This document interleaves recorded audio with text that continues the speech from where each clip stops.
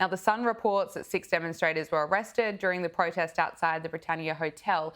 But, Hilary, it really seems like there is a lot of frustration in the UK at the moment. It was reported last week that 50,000 illegal migrants have crossed the channel since Keir Starmer took office. And there's not a lot of signs that this is going to slow down. You're correct there. I was in the UK recently to be on GB News in studio. And one of the things I can tell you is it was all I could do when I was going through customs, although now it's the machines, there's no human beings. I literally wanted to say, while I'm here, where's my free 4-star hotel, free meals, and could I have a new cell phone like the ones they're given, please? Mm. And some pounds, that would be really lovely. No, it's a sin that the British taxpayer is paying for this. And I can tell you what's getting even worse is now the government has seen all these protests outside these migrant hotels, and they're 4-star hotels, Gabriella, and they have gaming sets and televisions and game rooms.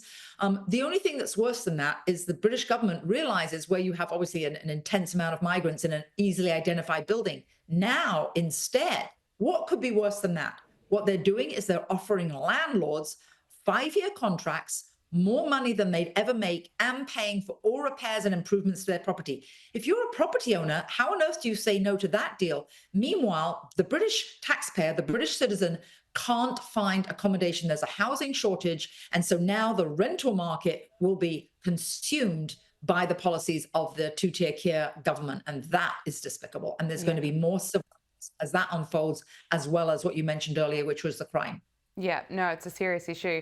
Hilary, I wonder if you could give some Australians some advice, because it's been revealed that Australians are more concerned about Donald Trump's tariffs than the rising Chinese military threat. This is according to the latest news poll, which shows that Anthony Albanese's performance levels have returned to positive territory for the first time in 2 years. I mean, are you shocked reading about what's happening here in Australia and how Australians kind of feared Donald Trump's tariffs more than China?